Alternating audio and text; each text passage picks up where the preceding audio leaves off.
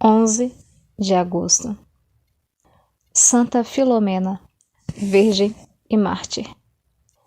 A história de Santa Filomena, chamada a taumaturga do século XIX, principiou a ser conhecida dos homens em 1802, precisamente a 25 de maio, quando se lhe descobriram as relíquias na catacumba de Priscila, na Via Salária.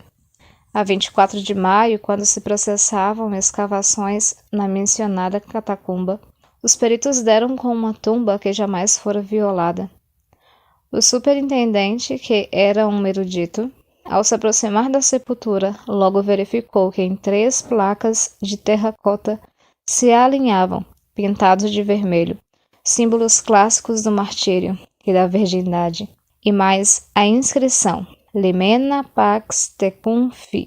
Dir-se-ia que as placas haviam sido trocadas ou postas erradamente, o que não era de estranhar, já que, comumente, os enterramentos nas épocas de perseguições religiosas eram feitos com certa precipitação, ou às ocultas, muitas vezes sob o negror da noite. Estariam, porventura, as placas fora do lugar que lhes cabia? Fizeram-se as devidas operações e o que se conseguiu foi uma inscrição cujo sentido se tornou a todos patente. Pax Tecum Filomena. O sarcófago que se encontrou foi considerado por todos excelente, grandemente valorizado por trazer inscrições que levavam ao verdadeiro nome da Mártir. Sarcófago que encerrava as cinzas da supliciada, o que então era muito raro acontecer. Os símbolos pintados nas placas eram 5.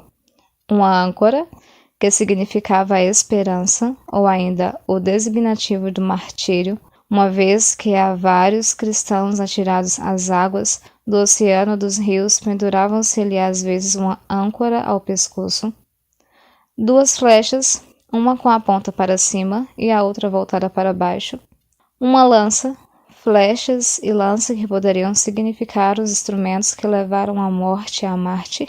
Uma palma, símbolo do martírio consumado e a consequente vitória sobre as torturas. E um lírio, emblema inconfundível da pureza, o que significava que ali estavam os despojos de uma virgem.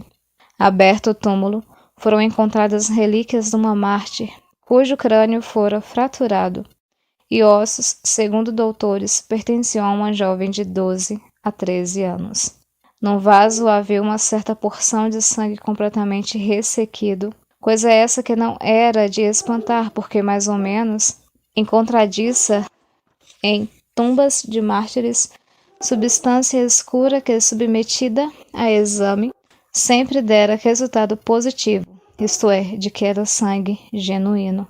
A alçada, os despojos e o sangue foram reverentemente colocados num caixão, selado em 3 lugares e levado do fundo da catacumba para a luz do dia, quando então tudo foi meticulosamente examinado por teólogos, peritos, doutores e cirurgiões. Começa, pois, aqui a história da grande taumaturga, da celeste amiga do santo cura d'Ars, história que permaneceu sepultada durante mais de 1700 anos nas profundezas da catacumba de Santa Priscila, fria, misteriosa e escura. Foi Santa Filomena mesma quem deu a conhecer a sua história. Disse que a revelou a 3 pessoas diferentes que jaziam separadas umas das outras pela distância e pelo desconhecimento de si mesmas. Daí o grande valor que lhe dão. Graças, pois, à revelação da Santa Virgem e Mártir, entramos em alguns particulares de sua vida e nos pormenores do martírio, história que casa perfeitamente com a inscrição e com os símbolos pintados de vermelho que se descobriram no sarcófago. Uma das pessoas a quem a taumaturga se manifestou foi uma religiosa, já falecida e falecida em odor de santidade em 1875, era superiora geral da Congregação das Dores de Maria. Chamava-se Maria Luísa, Madre Maria Luísa.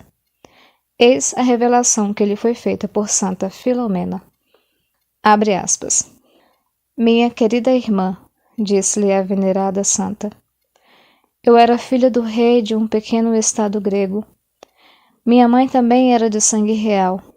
Como não tinham descendência, meus pais ofereciam constantemente sacrifícios e preces aos seus falsos deuses para alcançar a graça de um filho. Estava nesse tempo com a nossa família um doutor romano chamado Públio, agora santo da corte celeste, apesar de não ter sido mártir.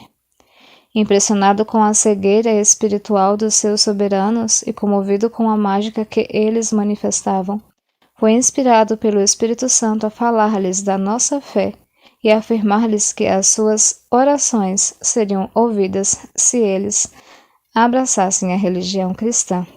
O seu eloquente fervor penetrou o coração de meus pais e ao mesmo tempo o espírito de ambos foi iluminado pela graça divina. Depois, de madura deliberação, receberam finalmente o santo sacramento do batismo. Nasci no princípio do ano seguinte, a 10 de janeiro, e chamaram-me Lumena, ou Luz, porque nascera sob a luz da fé, a qual meus pais votavam agora ardente devoção. Deram-me ao batismo o nome de Filomena, isto é, amiga da luz, que me iluminou a alma pela graça desse sacramento. A divina providência permitiu que o epitáfio do meu sarcófago fosse exarado neste verdadeiro sentido, apesar dos intérpretes não terem percebido que esse era o pensamento exato do espírito daqueles que primeiramente o escreveram. Meus pais dedicavam-me a maior afeição possível, e meu pai não podia conformar-se com a ideia de me ter fora das suas vistas. Por esse motivo, quando eu contava 13 anos, acompanhei-os a Roma. Essa viagem foi efetuada em consequência da declaração de guerra que injustamente nos foi feita pelo soberbo e poderoso imperador romano. Reconhecendo a sua fraqueza, meu pobre pai partiu para Roma, na esperança de obter a paz com o imperador. Minha mãe e eu o acompanhamos e estivemos presentes à audiência que o tirano lhe concedeu. Que extraordinário destino o que me esperava! Enquanto meu pai calorosamente advogava a sua causa, tentando defender-se, o imperador, lançando-me furtivos olhares cintilantes, respondeu: Não te assustes mais. Podes estar absolutamente descansado, que não há motivo para ansiedade. Ao invés de te atacar, porei as forças do império ao teu dispor, com a condição de que me dês em casamento a mão de tua encantadora filha Filomena. Fecha aspas. Muito se tem escrito sobre Santa Filomena, alguns autores mesmo lhe relatando a vida com detalhes às vezes ingênuos. A revelação que vimos reproduzindo, extraída de livro que recebeu o imprimatur da Congregação do Santo Ofício, dá-nos, no entanto, à Igreja o direito de acatá-la, porque na dita revelação feita à Madre Maria Luísa não se encontrou coisa alguma censurável. Continua Santa Filomena a Madre. Abre aspas. Meus pais concordaram plenamente com a proposta e ao regressarmos à nossa pousada, tentaram convencer-me de que eu, na verdade, deveria considerar-me felicíssima como imperatriz de Roma. Recusei a proposta, sem um momento de hesitação.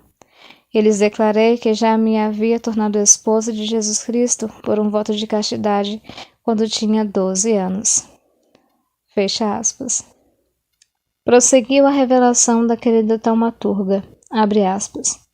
Meu pai, então, por todos os meios, diligenciou provar-me que uma criança da minha idade não podia dispor de si próprio como lhe aprouvesse, e invocou toda a sua autoridade para me obrigar a obedecer. Mas meu divino esposo deu-lhe a necessária coragem para permanecer firme na minha resolução. Quando o imperador foi informado da minha resposta, considerou-a mero pretexto para lhe sermos desleais. E disse a meu pai: Tragam-me aqui a princesa Filomena e verei se posso convencê-la ou não. Meu pai foi buscar-me, mas vendo que a minha resolução era inabalável, ele e minha mãe, ambos, lançaram-se aos meus pés, suplicando-me que mudasse de propósito.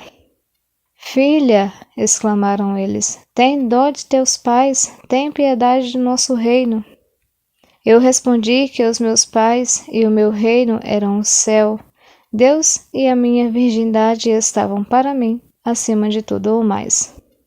No entanto, não podemos deixar de obedecer ao imperador, apresentando-nos no palácio. Ele primeiramente usou de toda a espécie de promessas e de lisonjas para me induzir à espécie e aceitar o casamento, mas tudo foi em vão. Depois recorreu a ameaças, mas sem melhor resultado. Por fim, num acesso de desespero impelido pelo demônio da luxúria, ordenou que eu fosse atirada para um cárcere nos subterrâneos do Palácio Imperial. Ali, amarraram-me os pés e as mãos e carregaram-me de cadeias, na esperança de assim me constrangerem a casar-me com aquele homem em cuja alma só imperava o espírito das trevas. Todos os dias ele vinha renovar os seus galanteios, aliviavam-me dos ferros, de modo que eu podia tomar um pouco de pão e água. Mas o imperador, ao ver que os seus esforços eram inúteis, mandava que se repetissem as torturas. Durante todo este tempo, meu divino esposo me amparou. Constantemente, eu me encomendava a Jesus e à sua mãe bendita. Passavam-me estas cenas havia 37 dias, quando a rainha do céu me apareceu, aureolada por uma luz deslumbrante e sustendo nos braços o seu divino filho. Minha filha, disse-me ela, continuarás ainda mais 3 dias neste cárcere, e depois, ao 40º dia do teu cativeiro, abandonarás este lugar de tormento. Ao ouvir estas palavras animadoras, o meu coração pulsou de alegria. Mas a bendita Mãe de Deus continuou: quando o abandonares, sofrerás ainda cruéis torturas por amor a meu filho.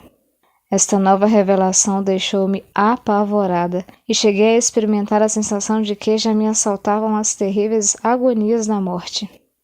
Coragem, querida filha, acrescentou a rainha do céu. Querida acima de todas porque tens o meu nome e o nome de meu filho. Tu te chamas Lumena ou Luz. Meu filho, teu esposo, chama-se Luz, estrela do sol. E eu também não me chamo igualmente Aurora?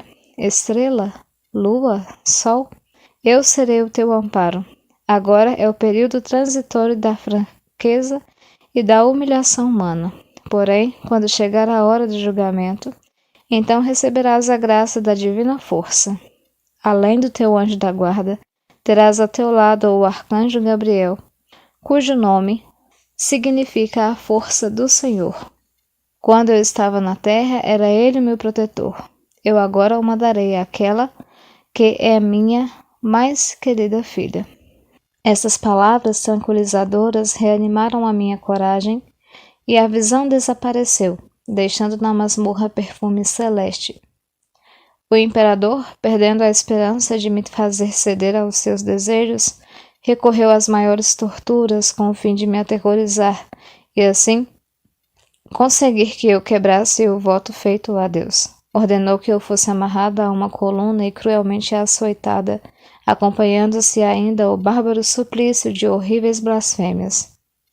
Dizia o tirano, abre aspas, visto que é tão persistente em preferir um malfeitor, condenado à morte pelos próprios compatriotas, a um imperador como eu, sofra ela o castigo merecido. Fecha aspas. Vendo que, apesar de eu estar toda numa chaga, a minha resolução continuava inalterável, mandou que tornassem a levar-me para a prisão, onde deveria agonizar e morrer.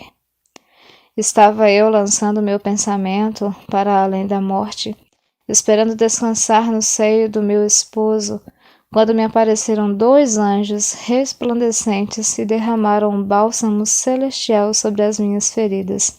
Eu estava curada. Na manhã seguinte, o imperador ficou assombrado ao saber da notícia. Vendo-me ainda mais forte e mais bela do que nunca, esforçou-se por me convencer de que eu recebera aquele benefício de Júpiter, que para mim destinava a coroa imperial. O Espírito Santo inspirou-me e refutei aquele sofisma, ao mesmo tempo que resistia às blandícias do imperador.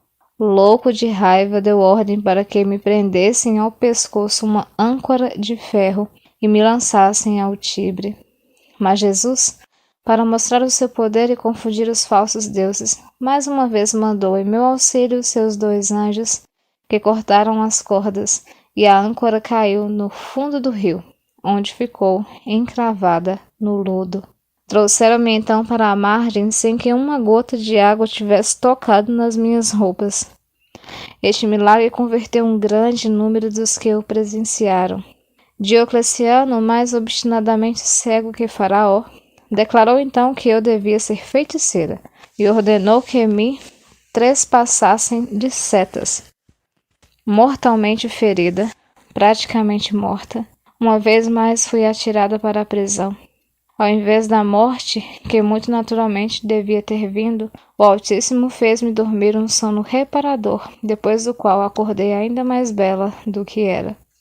Ao ter notícia desse novo milagre, o imperador ficou de tal maneira enfurecido que ordenou a repetição da tortura, até que a morte sobreviesse enfim, mas as setas recusaram-se a partir dos arcos. Eis o que significa a flecha pintada nas placas com a ponta acerada voltada para cima. A primeira tortura, as setas atingiram a santa, ponta para cima, positivo.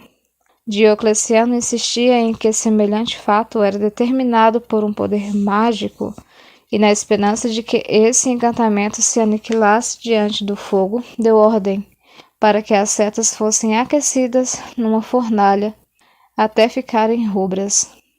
O meu divino esposo livrou-me deste tormento, botando as setas contra os besteiros, 6 dos quais foram mortos.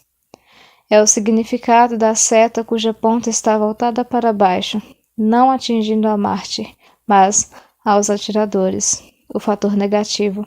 Este último milagre deu lugar a outras conversões, e o povo começou a manifestar grave descontentamento e a mostrar reverência pela nossa bendita fé. Receando mais sérias consequências, o tirano mandou então que eu fosse decapitada.